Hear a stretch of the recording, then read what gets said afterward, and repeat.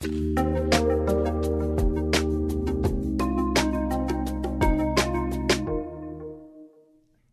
a lot of interest in the world of Mormon social media influencers right now. There's a new Hulu reality series called The Secret Lives of Mormon Wives that profiles some of these influencers who got caught up in a sex scandal. There was a recent article in the Times of London that profiled a woman named Hannah Neeleman, who has an incredibly popular profile called Ballerina Farm. Hannah fits into a category called trad wives, and the article raised questions about just how much control she actually has over her idyllic life on a sprawling homestead in Kamas, Utah. But if you set aside those high-profile stories, you would still be left with a surprisingly vast universe of Mormon influencers who command tens of millions of followers and move tens of millions, maybe hundreds of millions of dollars in product. If you know, you know. Nara Smith, Jordan Page, The Transformed Wife, McKenna Bangerter, Natasha Pearson. The researcher Mariah Wellman studies this phenomenon, and she says she's identified what might be the first Mormon social media influencer. She emerged around 2010. Her name is Rachel Parcell. She is the OG. She's 19 years old. She's grown up in Utah with many sisters that are all, conventionally attractive. Her parents are incredibly well off. She's going to a university in southern Utah, and she's a freshman when she meets her husband, who's a senior, and it's this typical American story of these affluent, beautiful kids who meet really young and sort of fall for each other and become newlyweds super early, which is a typical Mormon experience.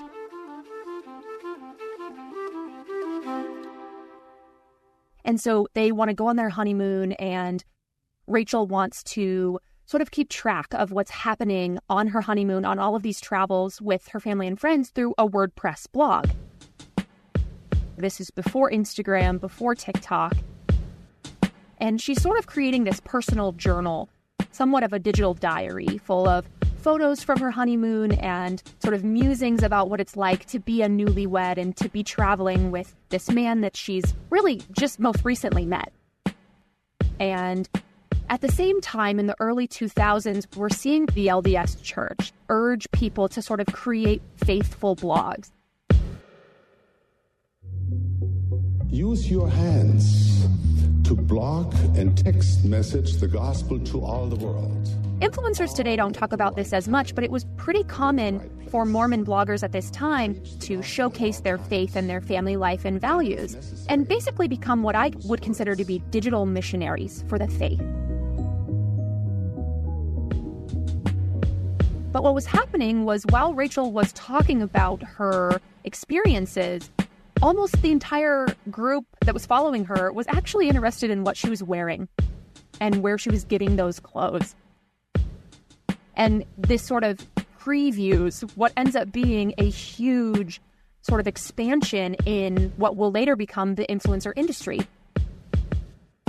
And so what resulted was Rachel stops sharing as much about her personal diary. She changes the name of her blog from Rach and Drew, the name of herself and her spouse, to Pink Peonies, which is her favorite flower. And she starts focusing on fashion. Let's do a little try-on haul. Help me pick the gown.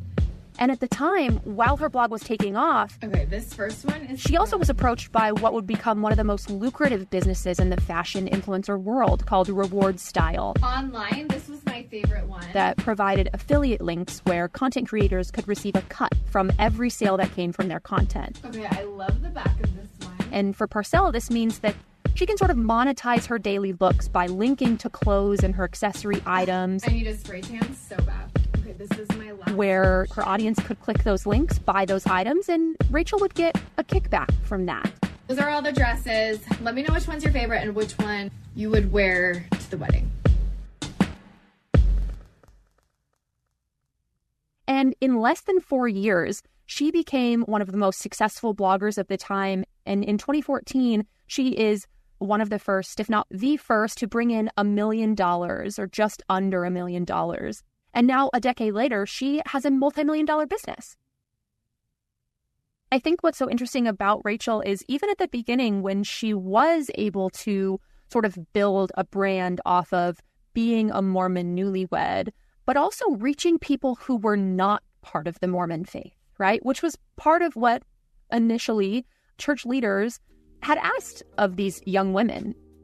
So she's selling this sort of aspirational life of Mormonism from the very start, whether she even recognized it at the time or not. I think this is about women who are underestimated or not taken seriously by both people who know them and people who don't. And they're able to take their skills and they're able to build a life for themselves that still aligns with some of the traditional values of their faith.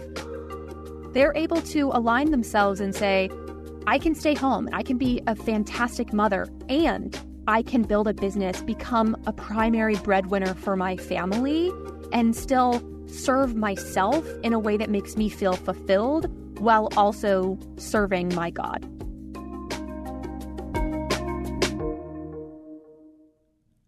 This is Radio West. I'm Doug Fabrizio. Today in the program, we're talking about these social media influencers. Why are Latter-day Saint women so good at this? And what does this tell us about their evolving relationship with their church? Mariah Wellman is an assistant professor of communication at Michigan State University. And in our conversations with her, she kept coming back to the word adaptability. It's the thing, she says, that sets the successful influencers apart from the rest.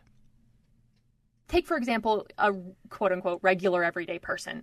We're encouraged to go to university to pick a trade potentially, and we really focus in on one thing, right? It's maybe graphic design or journalism or English or film. And what's actually happening within influencer culture is these folks have to be everything, right? At least at the start. No influencer starts with a team of people who understand marketing and finances and even things as mundane as taxes, right? They don't, have people who fully understand what the next new technology is or the next new social media platform that they should be active on and how they should be active on it. And so when I say that Mormon influencers and influencers in general are incredibly adaptable, that's part of what I mean, right? Especially those who have been so present online for so long. When you talk about Ballerina Farm, so Hannah Nealman, and you talk about Rachel Parcell and some of the original Mormon influencers, to be around for the last 15 years with all of the changes that we've seen in social and digital media and just culture in general, that requires a lot of skill. And I think the primary skill there is their adaptability, their ability to reach out to people, to connect with people as they change, as their family life changes, as platforms and requirements for our society and cultural norms shift. That's incredibly difficult. And I don't know how many public-facing careers require this much of so many things all at one time. So it's an interesting field of study. You're interested in it, but it sounds like you kind of admire it on some level. Sure. Yeah. I think there are many reasons why academics study the topics that they're interested in. It can be aspiration.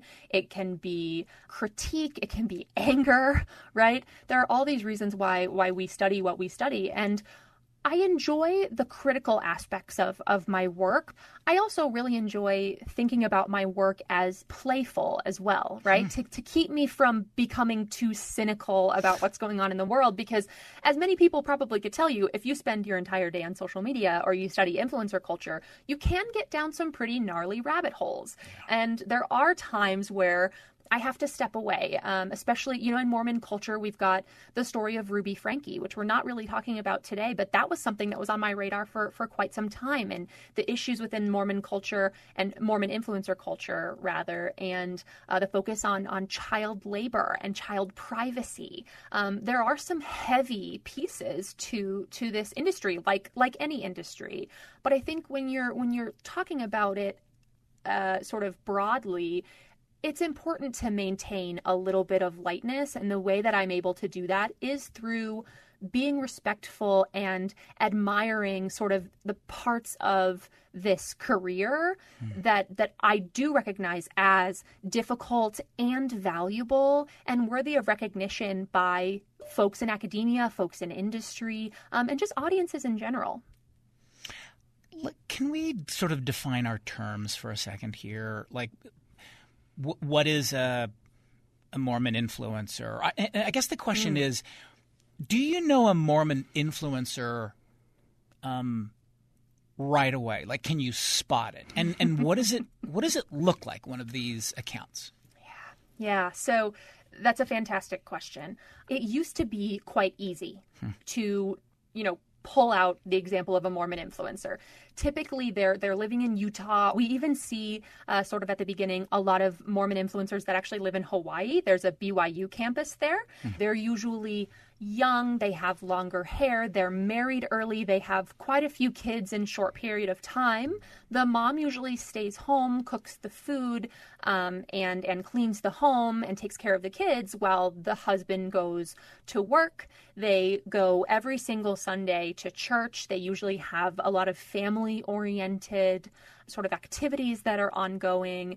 We even have sort of what I would consider to be the Mormon culture, not necessarily the LDS religion, that also very clearly signifies sort of Mormon culture, right? Or a Mormon influencer. So like frick and gosh. Yes. Right. Frick and gosh and darn and going to swig, right? Right. So that type of content is very Mormon coded, if you will. And, there are plenty of people who go to swig who aren't Mormon. Yeah. I lived in Utah for 4 years, and I did go to a swig a time or two, But I think that there's sort of this cookie cutter content that happened for a long time that sort of cued you into, oh, this person is probably Mormon.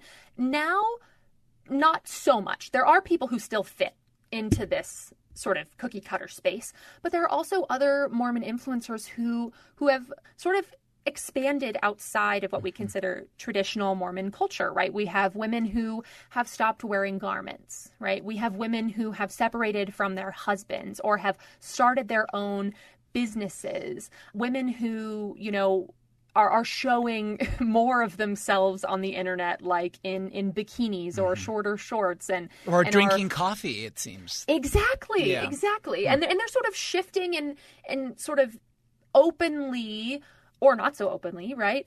Yeah. Talking about their path that they're taking and how they're navigating these new Mormon religious cultural norms. And so for some folks, it's a little bit harder to know if someone is Mormon or not. But I also know of, influencers who grew up in Utah who were not Mormon that most people just assumed that they were because, again, the culture in Utah often seeps in and is noticeable, even in families that are not Mormon, just because it is such a strong culture especially in the Salt Lake Valley, and then in southern Utah, right? So is the audience it's more than just Latter-day Saints. I mean, are others also drawn to these influencers for other reasons beyond aspiring to the sort of Mormon part? And is it bona fide appeal, or is it kind of some prurient, voyeurism into Mormon lives that might be kind of strange for some? Like, how does that work? It's all of it, right? It's this idea that people want to be them, people want to make fun of them, people want to talk to their friends about them, right? The word of mouth around Mormon content is, sure, there's people out there that would like to be, like these folks, especially Mormons who were not so well off, who were not, born into these affluent families in Salt Lake City, which is seen as this sort of tourist destination full of, aesthetic temples and mountains and beautiful homes. There are folks out there who really aspire to be like that. And then there are people who have never stepped foot in Utah that think that the Mormon religion is absolutely outrageous and they can't believe that people don't drink coffee, but they have Diet Coke every day, or that, they somehow have to cover from their shoulders to their knees in these garments, and they don't understand what, a temple recommend is. And they, it's language that they've never heard, and they find it to be absolutely intriguing that some of these folks are living this way.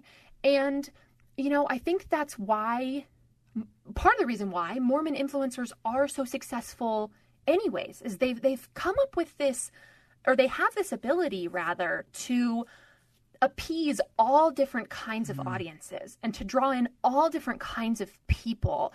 And it's sort of that interesting combination of, yes, influencer culture, but also Utah and also Mormonism and what people know or what people think they know about the religion, and how people have sort of, been drawn to the religion, and then some people have left the religion. It's just a super intriguing aspect of sort of American culture that many people are interested in for a variety of reasons. And influencers are able to sort of capitalize on all of those audiences for their own benefit. It seems like there are these different kind of genres of these Mormon influencers. The tradwife, you call them sects, which I think that's right. So there's the tradwife sect, which we'll get into here in a moment. But I think you described it as there's the more sort of crunchy sect, I think you said. It seems like also there's a kind of a running sect, Mormon influencer women who like to run and show people the shoes they run in. And so talk about the different groups. Yeah, so there are a ton of different groups. I think this is sort of the evolution of Mormon influencer culture. They all sort of started off very similarly, and then as people have grown in the space and the space has become more saturated, we're starting to see some of these more individual sort of experiences of what it means to be Mormon. And so you need to specialize.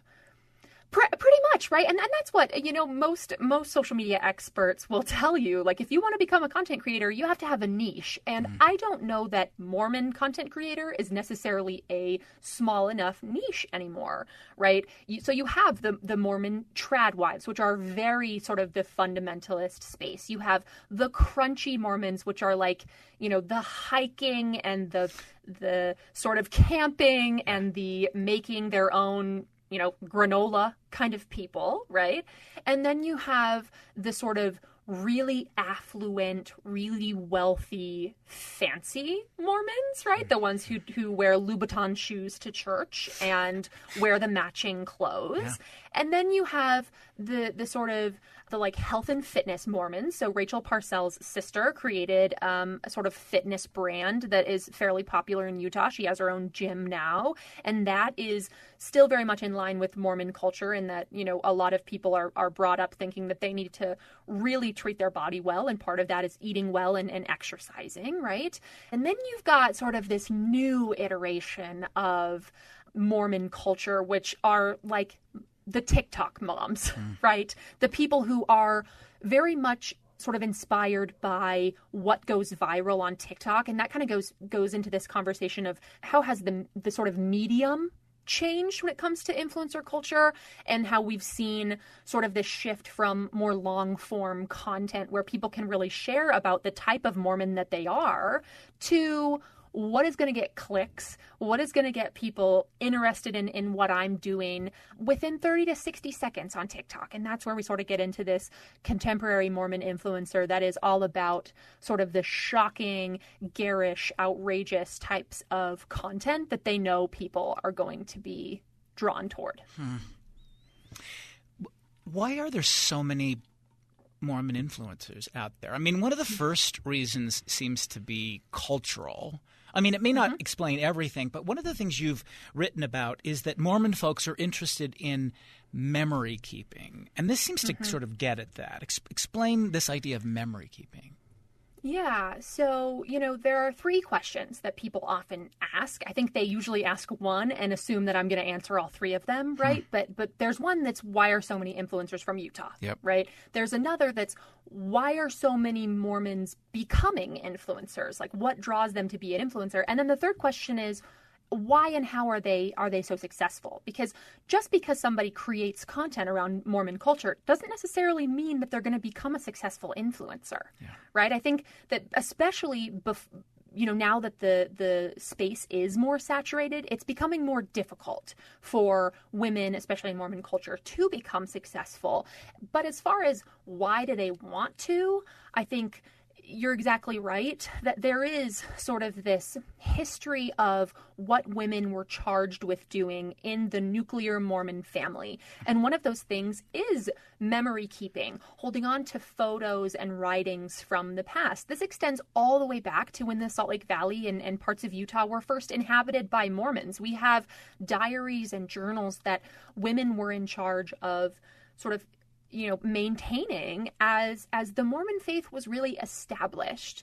And secondly, LDS folks were brought up being told that they must be missionaries for the church in all things that they do.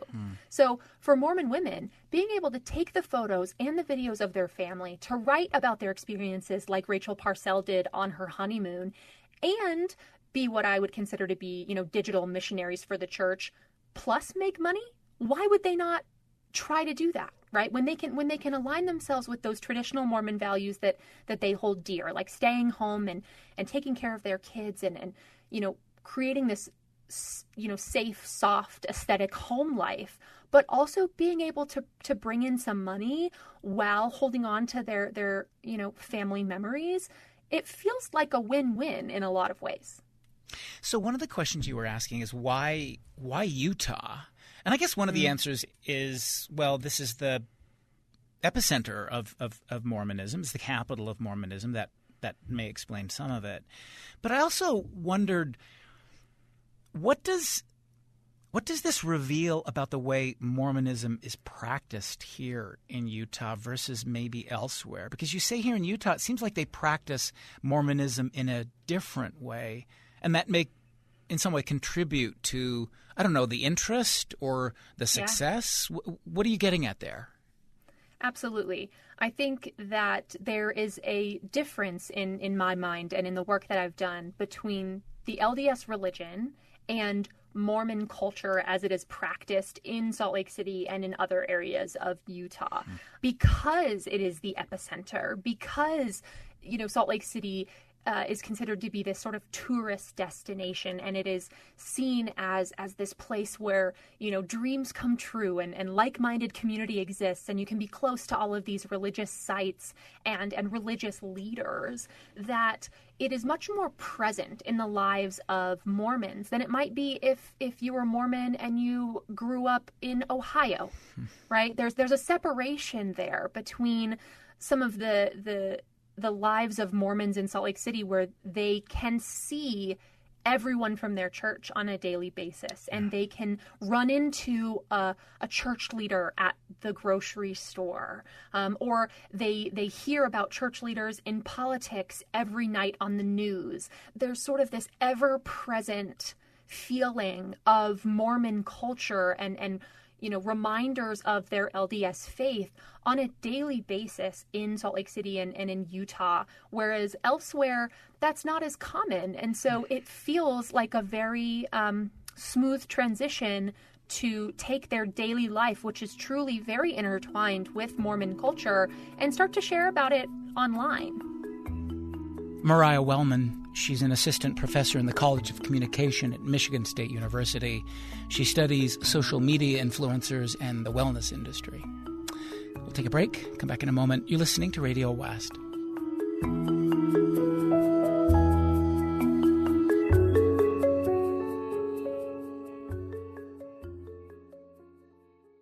This is Radio West. I'm Doug Fabrizio.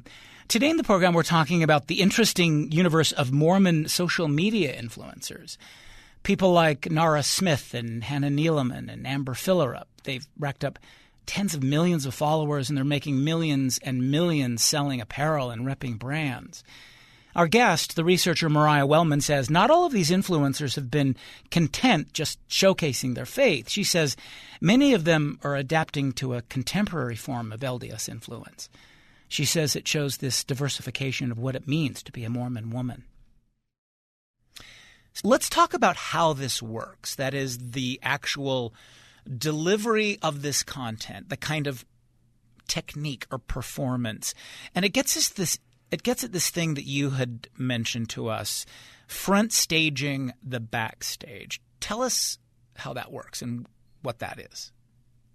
So almost 70 years ago, this theorist named Irving Goffman utilized the metaphor of the stage or of the theater to kind of explain how we interact with each other. And so back in 1956, he says that we have this front stage self, this identity that we present to others, while the backstage self is the one that we keep hidden. It's the one that comes out when we're the only ones at home in our kitchen. And this really set up so many influencer studies scholars. We have, theories of mediated authenticity, or what it means to mediate your authentic self online. We have this idea of calibrated amateurism, which is how do we make people think that we're still kind of amateur at this so it feels real? And then we have Michael Serrazio, who's an authenticity scholar, and he says that all of these kind of tactics of self-presentation and digital authenticity is front staging the backstage. And so to me, I take that idea of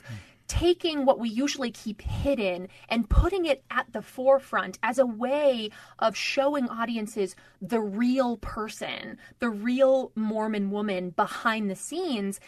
It really draws people in.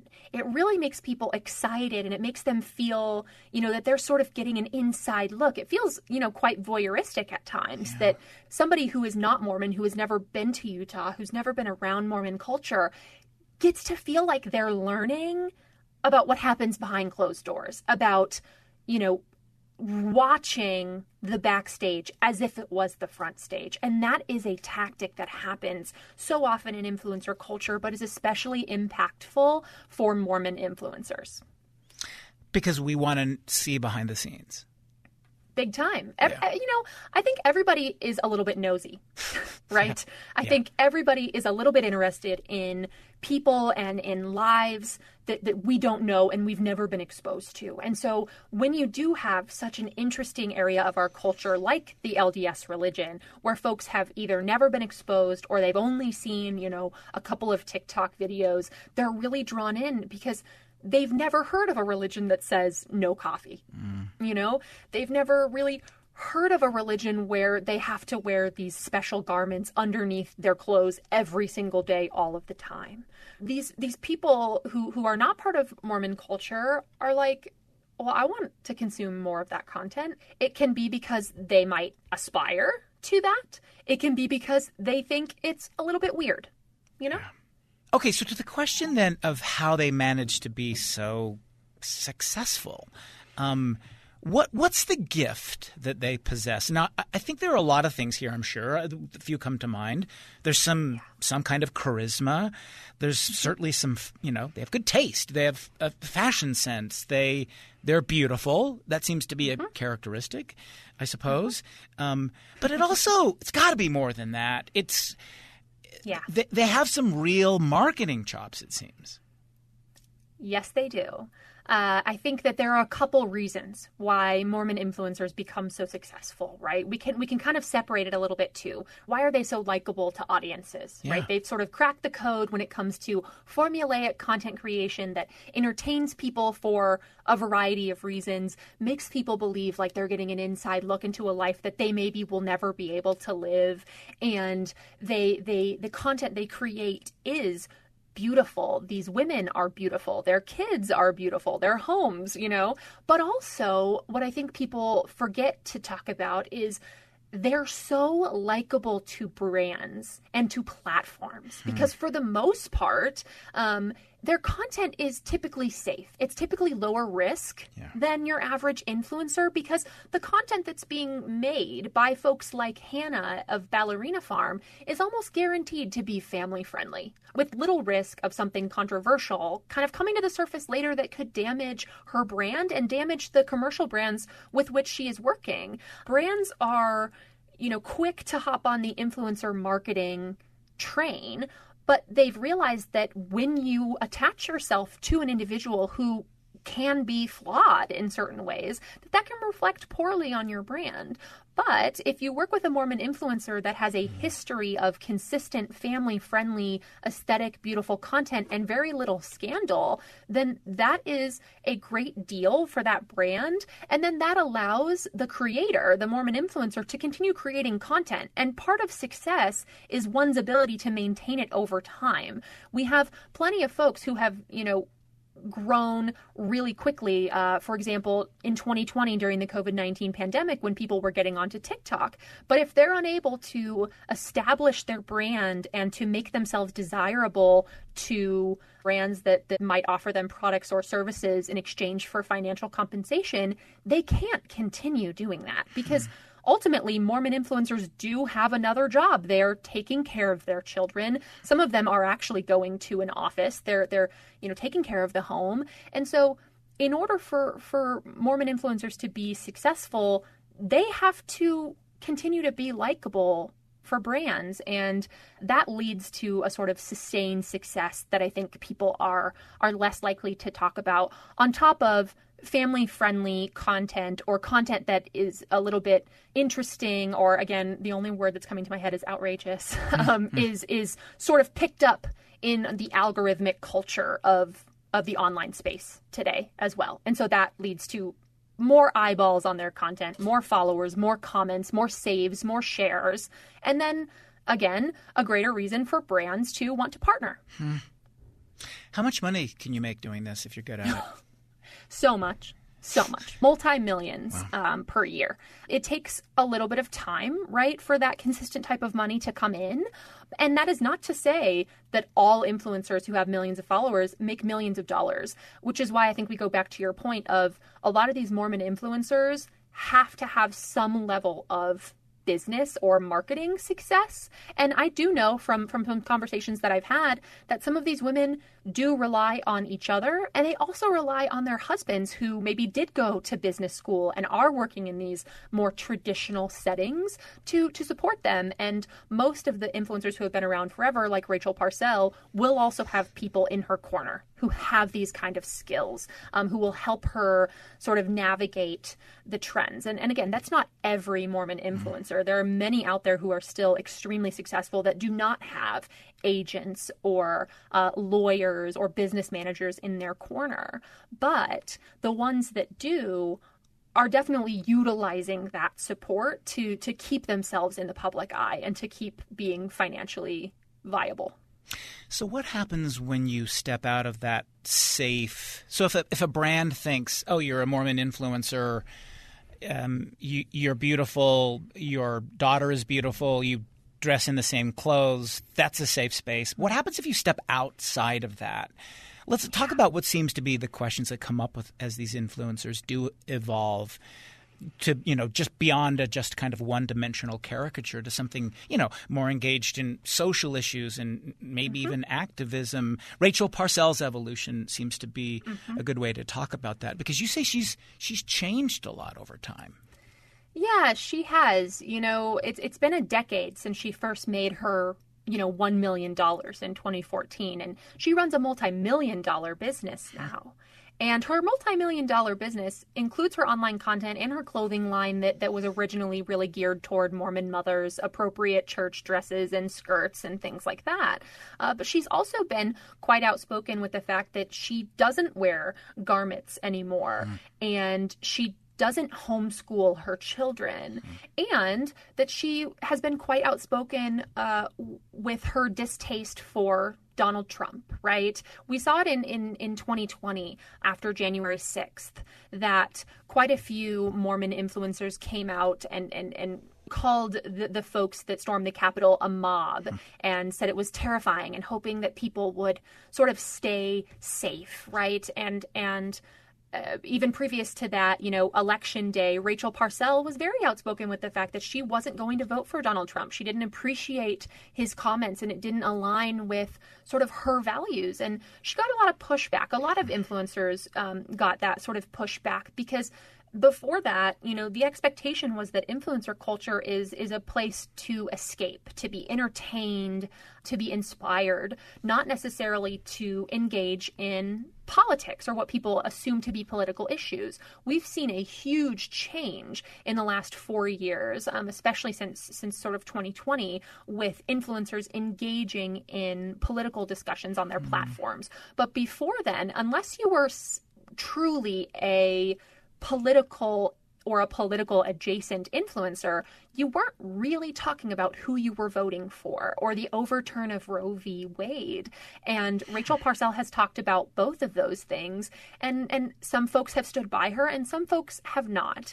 And I think part of what allows Rachel to sort of speak about these things is that she is truly an entrepreneur that owns most of her content and makes her money outside of what some of these younger, more, newer influencers have. She doesn't have as many partnerships that she firmly relies on for her income. She makes income in other ways that's fully in-house. And many influencers are desiring to move in her direction, to stop having to rely on brands for these, collaborations, so that they're able to create their own businesses that are self-sustaining so that they can speak out, especially if it is something that doesn't necessarily align with the church's wishes.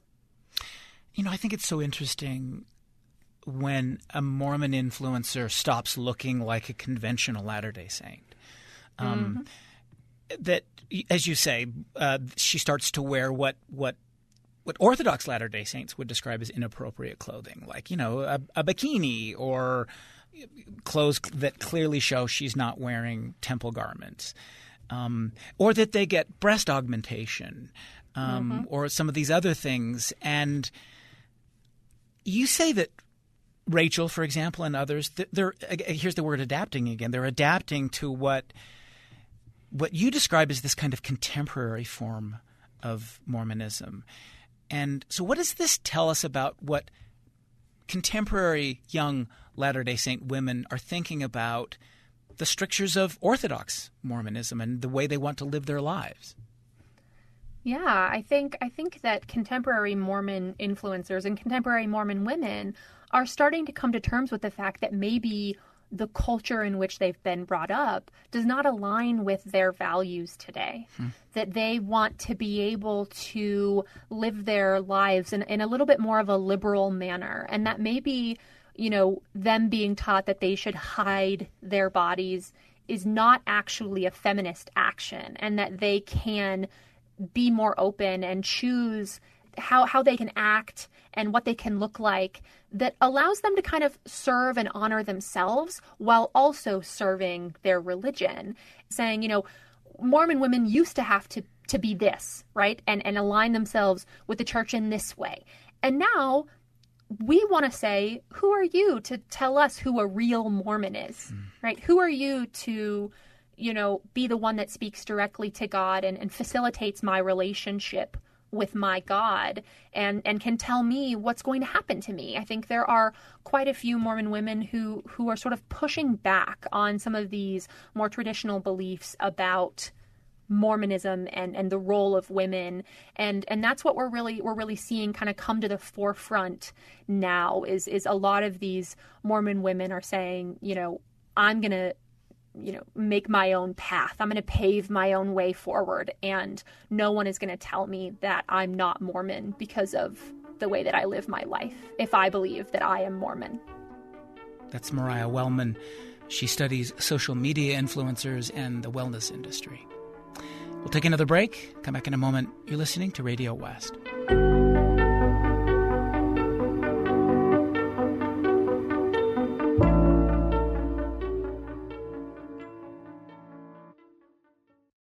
This is Radio West. I'm Doug Fabrizio.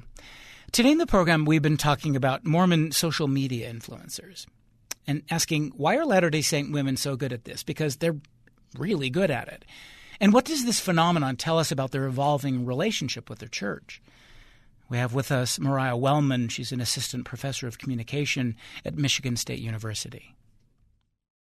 I wanted to ask you about this trad wife sect part of and it's not just among Mormons, but certainly there are the trad wife parts of Mormon influencer culture. Sure. And there's this a few months ago, you mentioned Ballerina Farm and Hannah Neeleman. A few months ago, the British newspaper The Times published this article that I guess you could kind of describe as an expose about Hannah Neeleman and her family. And there's this impression that her ditching her dancing career in favor of having these kids and going off and creating this homestead in Utah meant that she was submitting to these rigid gender roles, and that the traditional part to trad wife means the man is the one in charge. How are you thinking about that way people are talking about that story, that article, her life, how people are processing it? What do you make of that conversation? Yeah. So the first thing that I try to remind people when we talk about Ballerina Farm, which I think, really came to light after the expose, is that people need to remember that as much as these influencers want you to think that their lives are documented authentically online, at the end of the day, these women are brands, especially the ones like Hannah of Ballerina Farm that have millions of followers across, a variety of platforms. Yeah. They are not just showing up authentically online. They are not showing you every aspect of their life and providing you with every, insight. They are very strategically presenting themselves to the public in a way that feels consistent and feels transparent so that you believe you are getting the authentic, part of them. And, in a lot of my research where I talk about, authority building and credibility in some of these spaces, transparency and sort of consistency on what they're showing means more than true authenticity, right? People want you to consistently show the same kind of self so that we can assume that that is your whole self.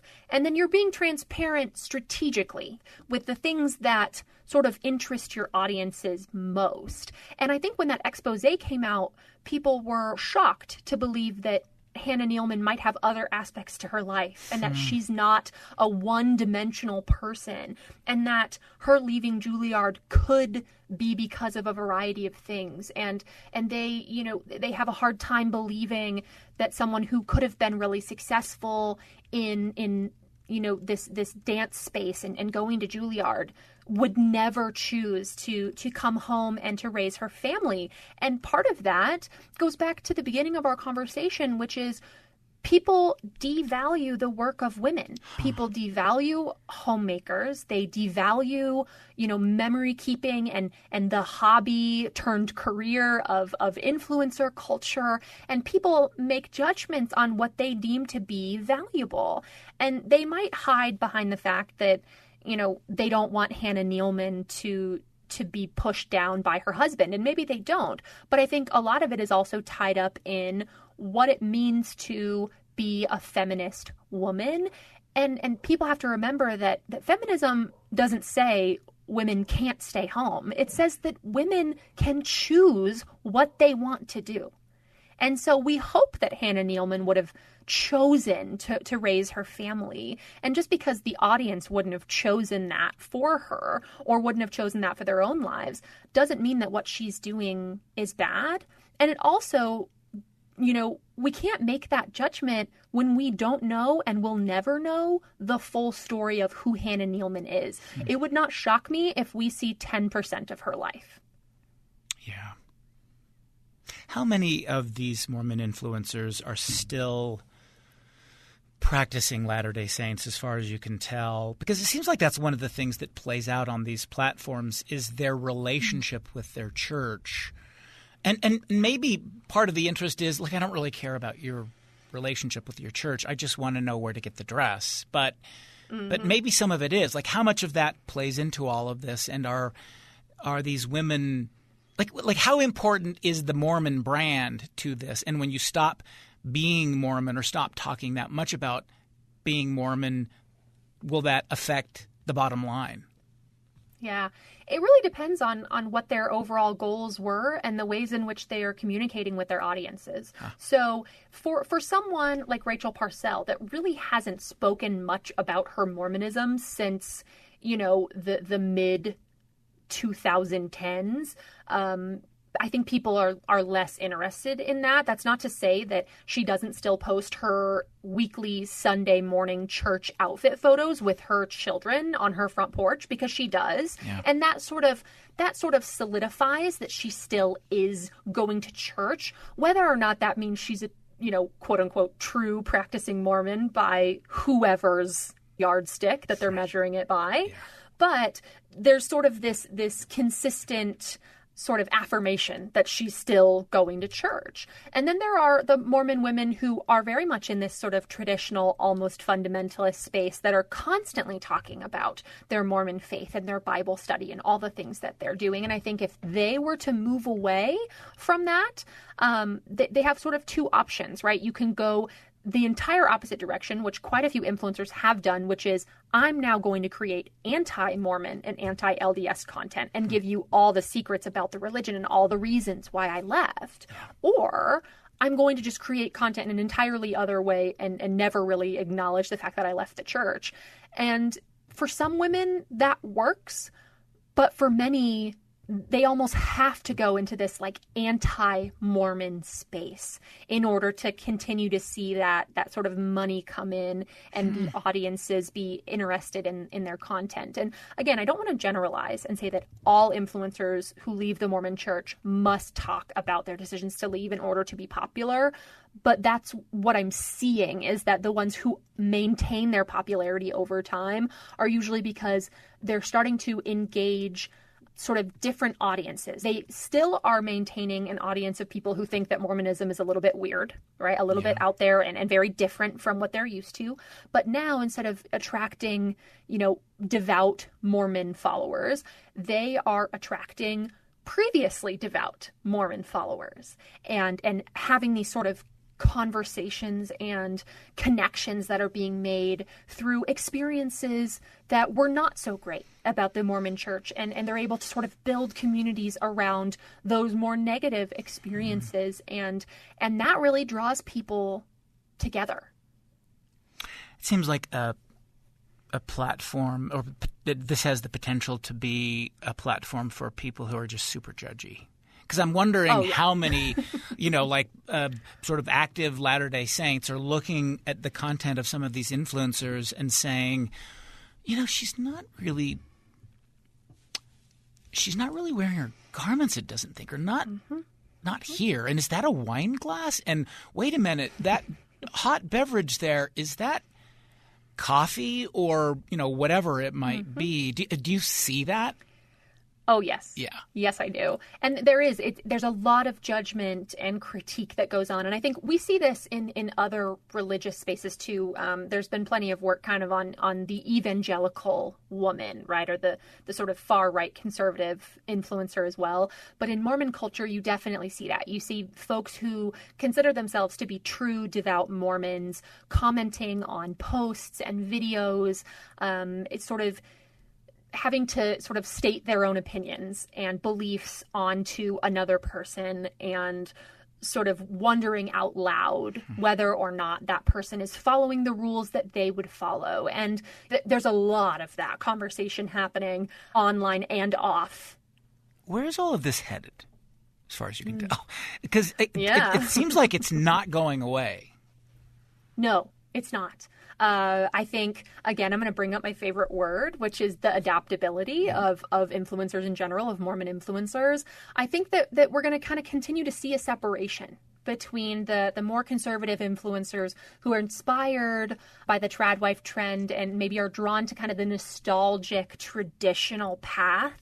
And then those who are sort of paving a new path of that liberal Mormon woman who can pick and choose parts of the religion that she feels like represents her and that she identifies with.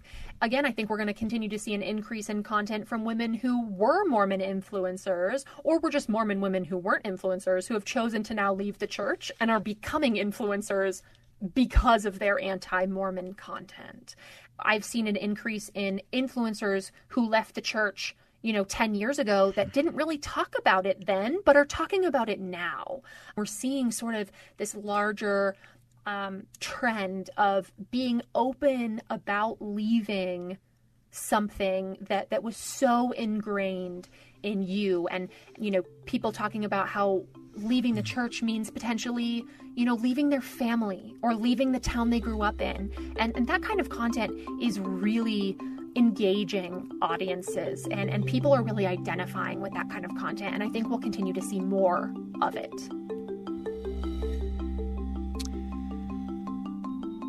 Mariah Wellman, thank you very much. Thank you, Doug. That's Mariah Wellman. She's an assistant professor in the College of Communication at Michigan State University. She studies social media influencers and the wellness industry. Radio West is a production of KUER. You can subscribe to the show wherever you get your podcasts. And we're on YouTube at KUER 90.1. You can email us at radiowest@kuer.org. Our intern is Stevie Shaughnessy, the program produced by Benjamin Bombard and Tim Slover. Carrie Watson is our executive producer. I'm Doug Fabrizio.